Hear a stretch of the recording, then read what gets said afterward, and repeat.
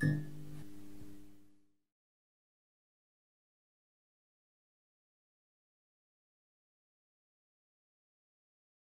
welcome Thomas to the S4 main stage.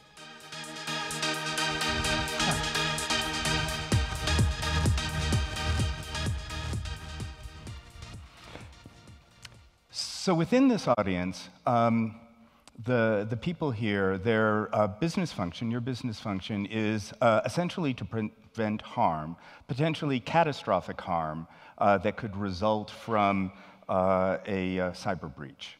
If you were to go outside of this room and explain to other people just inside the building on the street what it is that you do, all of them would say that it is, one, critically important, one might even say noble. And so the question I have is, if your mission is so noble, why is it so hard at times? And so one example is, let's say, go through a little scenario in which you are going to your board to request money to remediate a number of vulnerabilities in one of your plants. And so the board member is looking at your proposal and says, so you want $25 million to fix security problems in our A4 plant. And you're telling me that if we spend this money, it doesn't fix anything in any other plant, it only fixes this plant. And also, if we spend this money, you can't guarantee that we won't be hacked in the future. And that after spending this money, the plant will not produce anything more, it will not make any more profit. And so as I look at this, I'm trying to think, how do I amortize this? How does this look on the books? And by any means, this is a difficult conversation to have, and the reasons that it's difficult go far back into the past before you entered that room. Now, there are many people who have advice as relating to better ways of interacting with the board, what is it that you should report, how is it you should ask for funding.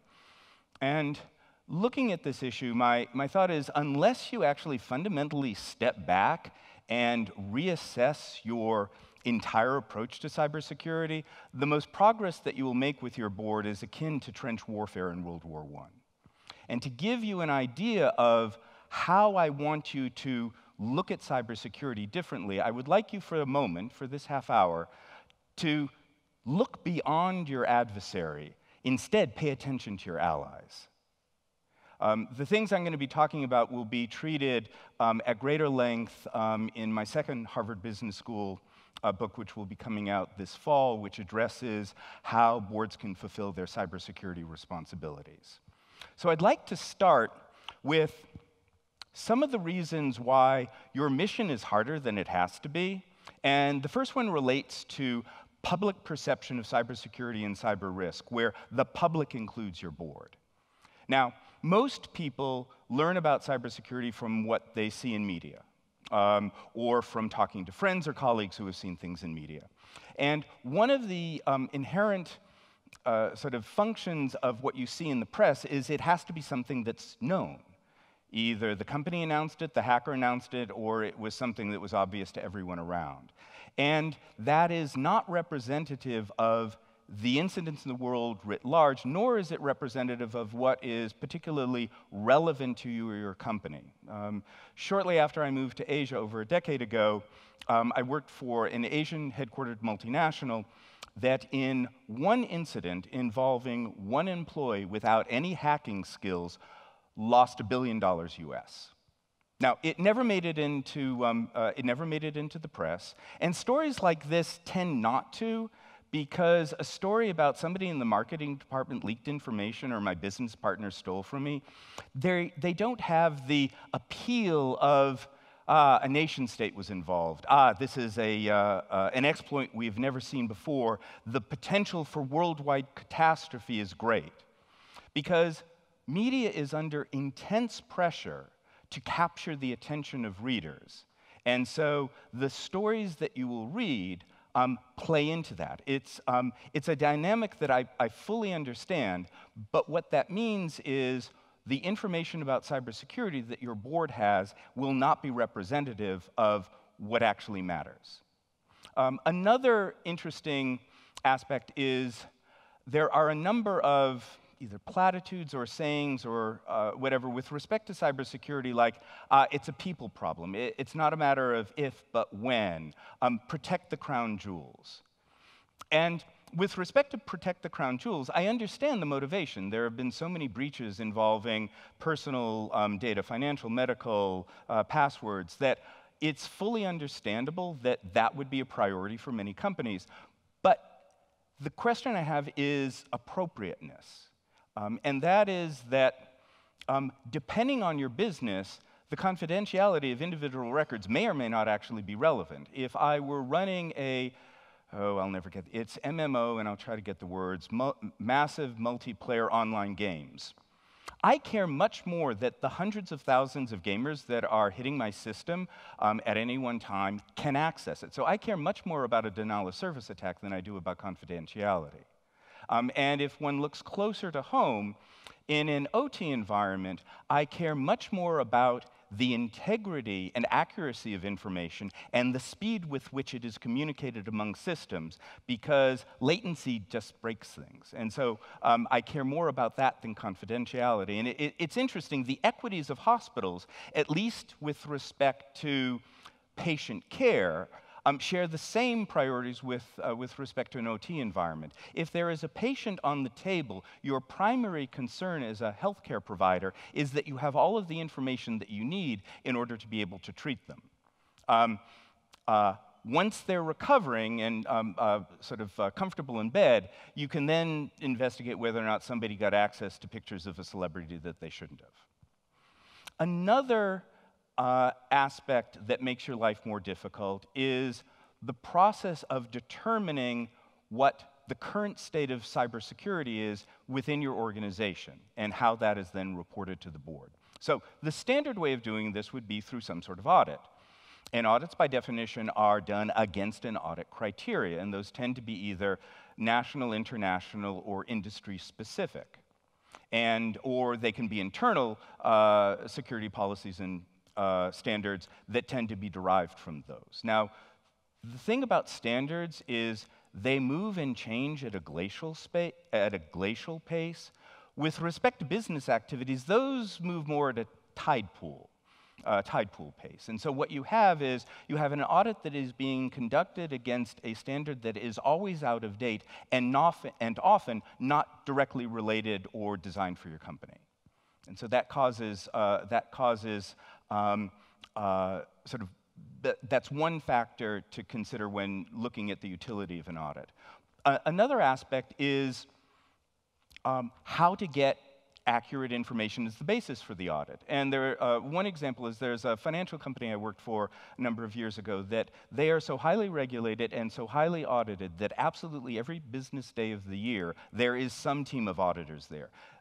It got to be so time-consuming that the people in the IT department came up with a list of the answers to the most common audit questions so they wouldn't have to talk to the auditors and instead could get back to their own work. Their real work. And by real work, I mean the work for which they were hired, for which they are paid, for which their performance evaluations and bonuses are based, which, by the way, is not talking to auditors. And so what that happened is it came about that was the second most difficult company that I have ever worked for or worked with in getting information. The number one company was a Chinese state-owned enterprise where they said if they gave me the information that I requested, we would all go to jail. And I have seen the outside of several Chinese jails. I can assure you, I never want to see the inside. So now, the motivation of the developers was to get their job done. Now let's think for a moment about the motivation of an auditor. And earlier in my career, I would like to say I was a security assessor, but for all practical purposes, I was an auditor. And I remember one time finding this wonderful, huge hole in the global network for the Strategic Air Command that would have resulted in the wholesale disclosure of top secret information. And then another time where I found a design flaw in the underlying security mechanisms for the OS for the Cray supercomputer. And I was so happy. And my manager was so happy, and the client was so happy. But what if, through no fault of my own, those vulnerabilities didn't exist, and I was reduced to a state in which I had to say, well, everything's fine. I would be disappointed in myself, and actually my manager would be really disappointed and would start questioning my suitability for this particular job.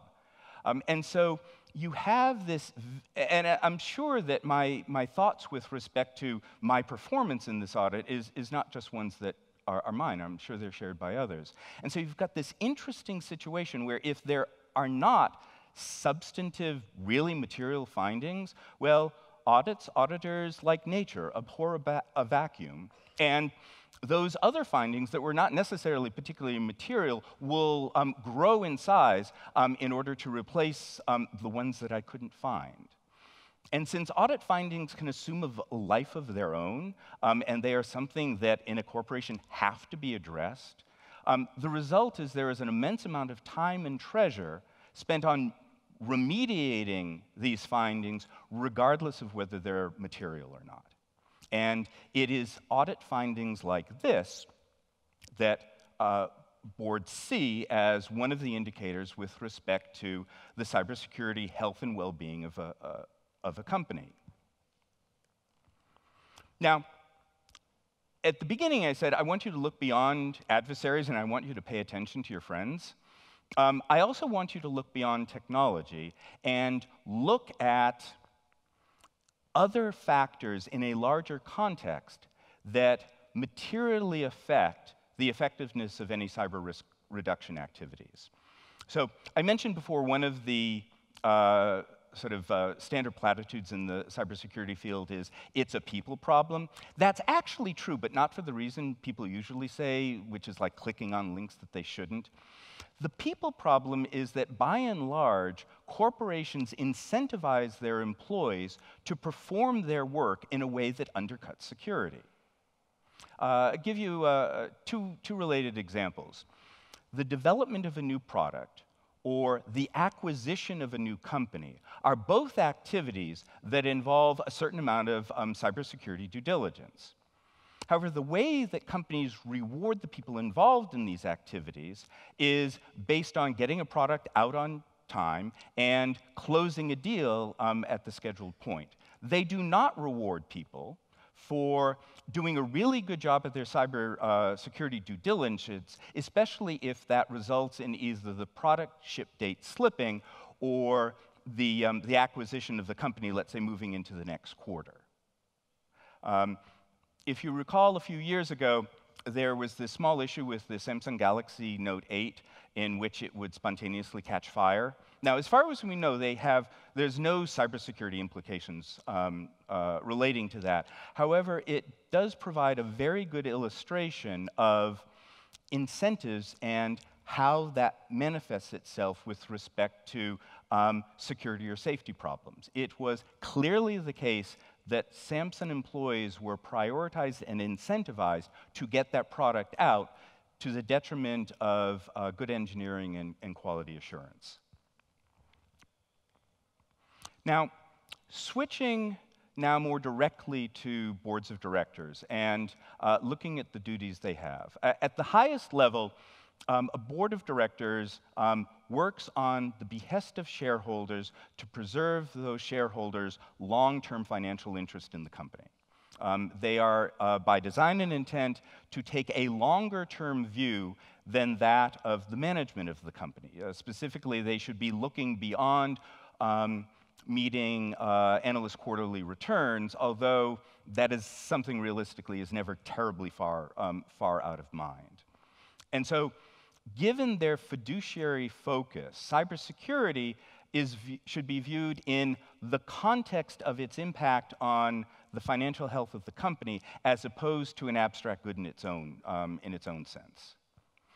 And to help achieve this long-term growth and financial health with respect to a company, they will look at a wide variety of issues ranging from corporate culture to succession planning, as well as ones like risk management or the governance of risk management, which is closer to the topics we're dealing with. If one goes from the board as an abstract whole to looking at individual board members, there is a slightly different picture, and that is you have a number of people who were selected for using criteria that had absolutely nothing to do with cybersecurity. And that up until a few years ago, cybersecurity was not even one of the sort of top, did not even make it onto a list of things that they would be concerned about. That has radically changed, which brings both good things and bad things. But one common element is that they are not prepared for this.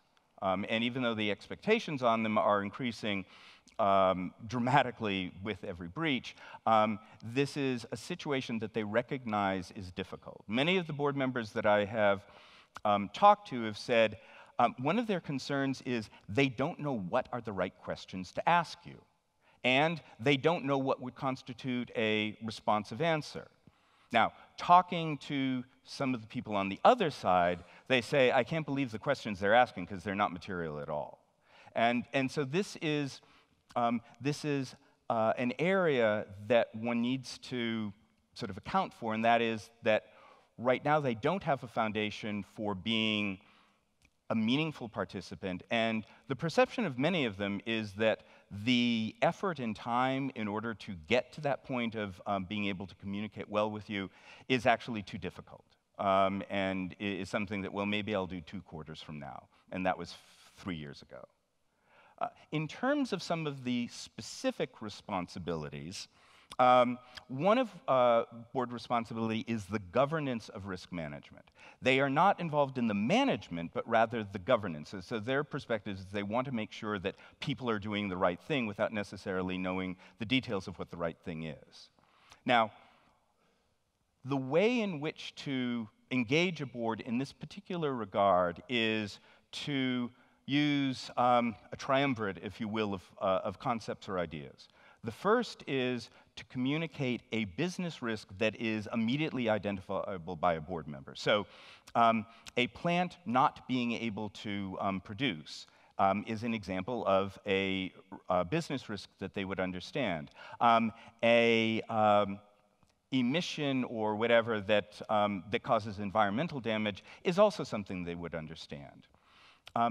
The next thing you bring in is to identify what are the types of cyber incidents that could result in the materialization of this business risk. And so just for the sake of argument, we'll say there was some malware infection that could result in disruption to the operation of a plant or could result in the emission of poisonous gases. And then the question is, how could that happen? And you could say, well, we could have gotten the malware through a back-end connection to a vendor, through the corporate network from the internet, or from an operator who just wanted to watch a movie during an otherwise boring night shift. And then the third thing is, what are the types of controls that could be used to either mitigate the likelihood or reduce the effect of that cyber incident happening? And in this particular case, this is a very simple one. It could range from network segmentation and endpoint protection to operator training and a standalone computer that they could watch movies on. It is not important for the board to know how those controls work. I know that I have anti-lock brakes on my car, and I know that it's good if I'm driving in snow, but I don't actually know how they work, and I don't need to. What you want to do is you want to create in the mind of a board member this binding between a business risk that they understand, a cyber incident that could result in it, and then the controls that could be used to mitigate that. Another area of board governance is monitoring progress. And KPIs, or key performance indicators, and monitoring performance are very, very common. And for example, in the situation of a sales team, by looking at the pipeline of various Salesforce members, it's relatively straightforward to be able to predict what the results will be, revenue at the end of the quarter, end of the year. The situation in the area of cybersecurity is absolutely completely different, because the underlying root causes for an incident happening or not happening can be separated quite extensively by time, geography, or organization. So for example, the secure programming practices of the development team of an application that you're using where that development took place 10 or 20 years ago, halfway around the world by a company that no longer exists, that actually materially is a factor in whether or not you have an incident. Closer to home, the activities of one of the analysts in your SOC who's looking at the output from a SIM, that similarly could have impact. Or going back to our merger and acquisition example, the person who is responsible for doing due diligence before acquiring a company, that also is a factor that could impact the likelihood or not of a cyber incident happening. And so it is something that unless you point out these connections, boards will not understand actually what are the root causes that need to be addressed, and in that particular case will certainly not be interested in funding those. Now, in terms of understanding, there are a couple of interesting aspects of it, and I'm specifically talking about understanding on the part of the board, and that is, one of the first difficulties of understanding is knowing what it is that I should understand. And in the area of cybersecurity, it's, again, for somebody who is not a specialist, and even at times for somebody who is a specialist, it is difficult, given the amount of information out there, what is it that I should focus on. Another element is that what I need to understand is very much dependent on my role and responsibilities, and so what you in this audience need to understand about cybersecurity and risk is radically different from what a board needs to understand. And then the third element of understanding that's interesting is, in some sense, you actually already first have to understand something before you can understand more things about it. So when I lived in Asia, one of the features of the news broadcast was sports, and including sports was cricket. Okay. If somebody asked me to evaluate or describe a cricket test match, beyond saying they wear white, there's a ball, there's a bat, though the bat looks strange, I couldn't tell you anything because there's nothing that I can latch onto that I could make me understand how a cricket game is played. Baseball, different story.